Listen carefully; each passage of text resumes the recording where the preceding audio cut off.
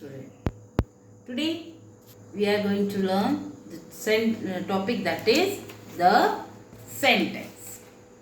With this related, I have given you a video in English before, but for some students it's not possible to grasp all things in English. So I am making a video for you to understand in Hindi. तो विद्यार्थीगण, आज हम यह topic जो जिसका नाम है the sentences, इसे हमने पहले इंग्लिश में आपको पढ़ा चुके हैं, पर अब हम इसी को ही थोड़ा बहुत हिंदी में आपको एक्सप्लेन करेंगे. What is sentence? वाक्य. सेंटेंस यानी क्या? वाक्य. हिंदी में हम सेंटेंस को क्या बोलते हैं? हम उसे वाक्य बोलते हैं. तो वाक्य बनाने के लिए हमें क्या आना चाहिए? हाँ, हमें क्या पता होना चाहिए? वर्णमाला. हिंदी में आप सभी को पता है वर्णमाला होती है अ आ इ ई एंड क ख ग घ. सभी को ये पता है, आती है सभी को ये. यस. ऐसे इंग्लिश में हमारे होता है alphabets, that is ABCD up to Z. जिस तरह हिंदी में होता है उसी तरह हमारे इंग्लिश में भी अल्फ़ाबेट्स होते हैं. तो हम थोड़ा हिंदी में समझ ले कि सेंटेंस कैसे फॉर्म होता है, वाक्य कैसे तैयार होता है. इसके लिए अभी आपको बहुत इजी है. जैसे हमने अल्फ़ाबेट्स मैडम ने बताया आपको लर्न करने चाहिए. क्यों? तो उससे हम वर्ड बना सकते हैं अल्फ़ाबेट से. तो arrange in a proper way, मतलब सही तरीके से उसको क्रम में लगाए तो ही हम प्रॉपर मीनिंगफुल वर्ड उसका ले सकते हैं. ऐसे ही वर्णमाला में भी है. अगर हम सही तरीके से उन अक्षरों को एक जगह ऐसे अरेंज करें तो उसका क्या बनता है? वो है शब्द. ओके. और कई शब्द मिलकर बनते हैं वाक्य. तो हिंदी में हम सेंटेंस को क्या बोलते हैं? वाक्य. अभी ये आपको समझ में आया इतना? ठीक है. तो सबसे पहले हम ये जानना चाहते हैं कि सेंटेंस होते क्या है. हाँ, तो सेंटेंस क्या होते हैं? डेफिनेशन की हेल्प से हम समझते हैं what is the sentence. Actually हम एक डेफिनेशन पढ़ेंगे, उससे हमें थोड़ा समझ में आएगा कि सेंटेंस क्या होता है. What is sentence actually? अब हम देखते हैं सेंटेंस क्या होता है. पहले डेफिनेशन हम इंग्लिश में जान लेते हैं. A sentence is a group of words that expresses a complete meaning. A sentence is a group of words that expresses a complete meaning. Is a definition in English. अब इसका मतलब कई सारे वर्ड जो एक साथ अरेंज कर देते हैं तो उन्हें एक सेंसिबल मीनिंग आता है. तो हम कई सारे वर्ड्स हम अगर इकट्ठा कर दे और उसका फिर हमें सेंसिबल मीनिंग आना चाहिए तो उसे हम सेंटेंस कहते हैं. क्या कहते हैं? सेंटेंस कहते, यानी कि वाक्य कहते हैं. सेंटेंस को ही हम हिंदी में जैसे मैंने बताया आपको क्या कहते हैं? वाक्य कहते हैं. तो बहुत सिंपल चीज़ें हैं. एक सेंटेंस बनाने के लिए हमें क्या आना चाहिए? अक्षर. अक्षर किस में होते हैं? वर्णमाला में होते हैं. और ये वर्णमाला के अक्षर जब हम एक साथ सही तरीके से अरेंज करते हैं तो हमें क्या मिलता है? शब्द. और ऐसे कई शब्द हम इकट्ठा करके उनका ग्रुप करें तो हमें एक वाक्य यानी कि सेंटेंस मिलता है. But it should be a meaningful. जैसे मैंने आपको पहले ये एग्जाम्पल थ्रू बताया है इंग्लिश में. जैसे मैंने अभी आपको उसके पहले बताया था मैंगोज. एक वर्ड दिया था मैंने अल्फ़ाबेट्स के AMGNOSE. तो अगर हम इस तरह लिखें तो हमें कोई मीनिंगफुल वर्ड इसका नहीं मिलता है. पर यही हम प्रॉपरली अरेंज करके लिखे तो MANGOES. What is the pronunciation for this? It is mangoes. क्या हम उच्चारण करते हैं इसका? ये है मैंगोज. ओके. ऐसे ही हमने और एक उदाहरण लिया था LCNERHID. तो ये अल्फ़ाबेट्स हैं हमारे.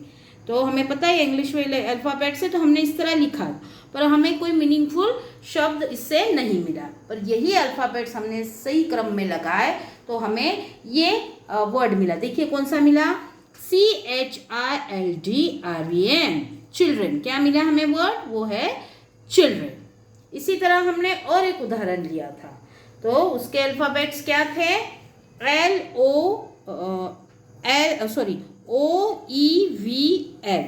OEVL. और हमने उसे सही क्रम में लगाकर देखा तो हमें क्या उत्तर प्राप्त हुआ? वो है LOVE. क्या मिला हमें शब्द? LOVE, love. तो इस तरह हमें कितने वर्ड्स हमने यहाँ देखे हैं एग्जाम्पल में. तो आप देख सकते हैं पहले जो था वो शब्द है मैंगोज, दूसरा हमें मिला वो है चिल्ड्रेन, और तीसरा हमें लव। अबे हम तीन ये शब्द हमें मिल चुके, पर अब इन तीन शब्दों को हमें वाक्य बनाना है, यानी क्या सेंटेंस बनाना है। तो किस तरह हम अरेंज करेंगे देखिए। अगर हमने यही वर्ड्स बस ऐसे लिख लिए, लव चिल्ड्रन मैंगोज, तो लव चिल्ड्रन मैंगोज ये हमें शायद कोई मीनिंगफुल सेंटेंस नहीं लगता, अर्थपूर्ण वाक्य नहीं बन रहा है ये। तो इसके लिए हम क्या करते हैं, उसको सही क्रम में लगाएंगे। किसको? इन शब्दों को जो हमें ये मिले हैं, लव चिल्ड्रन मैंगोज। हमने इसको अगर सही क्रम में लगाए तो हमें एक मीनिंगफुल वाक्य प्राप्त हो सकता है। Such words when grouped together make a sentence. However, just a group of words does not make a sentence. ऐसे कुछ भी वर्ड्स लेके हम उसका वाक्य नहीं बना, पर सही क्रम में अगर हम उसी शब्दों को लगाए तो हमें एक अर्थपूर्ण वाक्य मिल सकता है। तो ये सेंटेंस जैसे मैंने बताया ये प्रॉपर सेंटेंस नहीं है, सही सेंटेंस नहीं है। तो हम क्या करेंगे, इन्हीं शब्दों को हम सही तरीके से अभी आंसर में करके देखेंगे। देखिए वही शब्द है पर हमने उसे सही क्रम में लगाया। चिल्ड्रेन लव मैंगोज, देखिए क्या है, चिल्ड्रेन लव मैंगोज। तो इससे क्या पता चला कि बच्चों को आम बहुत पसंद है। तो क्या मीनिंग आपको जल्दी से समझ में आया ना, इसका मीनिंग क्या है, चिल्ड्रेन लव मैंगोज। तो so now we can say that the group of words that are arranged to make a complete sense is a sentence. So इस तरह हमने अगर देखा कि group of वर्ड्स का समूह है पर उसको सही क्रम में लगाया जाए तो एक मीनिंगफुल वाक्य हमें प्राप्त होता है। तो आपको यहाँ तक समझ में आया कि भाई हम वाक्य किस तरह बनता है और क्या क्या चीज़ें उसके लिए लगती है।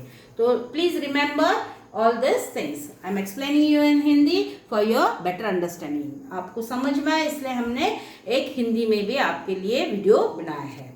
So let's recap what we have learned. तो देखिए हम लोग फिर से अभी याद कर लेते हैं हमने अभी इसके पहले क्या क्या सीखा है। A sentence is a group of words that are arranged to make a complete sense. तो मैंने जैसे पहले बताया है कि अर्थपूर्ण शब्द अगर हम सही क्रम में पिरोए तो उसका एक अर्थपूर्ण वाक्य बनता है। नेक्स्ट दूसरा देखिए point, a sentence always begins with a capital letter and ends with a full stop, question mark और एन एक्सक्लेमेशन मार्क। तो देखिए अभी ये बहुत ज़रूरी है सेंटेंस में कि आपको ये याद होना चाहिए कि हमारा जब भी वाक्य शुरू होता है तो पहला अक्षर इंग्लिश में जो भी हो वो उसे हम बड़ी लिपि में लिखते हैं। ये इंग्लिश लैंग्वेज के लिए ही एप्लीकेबल है। तो देखिए जैसे हमने ये सेंटेंस कुछ उदाहरण दिए हैं हमने, तो जैसे हमने यहाँ पे देखा है आई ओबे माई पेरेंट्स एंड टीचर। इस वाक्य में पहला जो लेटर है वो है आई, तो इसलिए हमें उसको हमेशा कैपिटल लेटर में, जैसे हमारा सेंटेंस का रूल है कि पहला अक्षर जो होता है वो कैपिटल लेटर में ही लिखना चाहिए, इसलिए हमने देखिए आई को कैपिटल लेटर में लिखा है। ठीक है, तो इसके बाद हर वाक्य का अंत में आपको क्या लिखना होता है, एक तो फुल स्टॉप होता है या तो फिर क्वेश्चन मार्क होता है, एक्सक्लेमेशन साइन दे सकते हैं आप।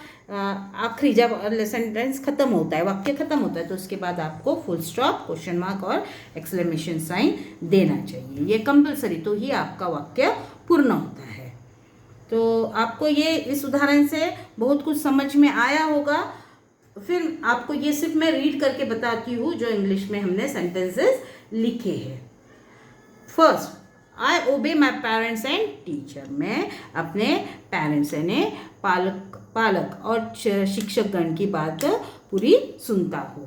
ओके, सेकेंड, दूसरा नंबर देखिए, we must keep our toys, books and clothes in proper place. तो हमें इसका मतलब क्या है हिंदी में, हमें देखिए वाक्य नंबर 2, हमें अपने टॉयज यानी कि खिलौने, बुक्स यानी किताबें एंड क्लोथ्स यानी कपड़े, उसे सही जगह पर हमें रखने चाहिए। इस वाक्य का मतलब है कि हमें अपनी चीज़ें सही जगह पर रखनी चाहिए। तो इसमें हमने क्या सीखा कि पहला जो अल्फ़ाबेट था इस वर्ड का, तो W that we have written capital से हमें बड़ा लिखा है, और आखिरी में हमने क्या दिया, वो है full stop.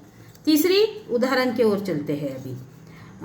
Where have you been all this months. तो ये क्या हो गया, इंग्लिश में ये प्रश्न पूछा गया है कि आप इतने दिन तक कहाँ थे। इसका मतलब है कि आप इतने दिन तक कहाँ थे, ये प्रश्न पूछा गया है। तो इसलिए इसके पीछे हमने क्या लगाया है, ये इसको क्या कहते हैं, प्रश्न चिन्ह। प्रश्न चिन्ह, और इसको इंग्लिश में क्वेश्चन मार्क कहा जाता है। As you I have told you, पहले हमको क्या करना है, कैपिटल लेटर से शुरुआत करनी है। अब देखिए नंबर 4 का उदाहरण।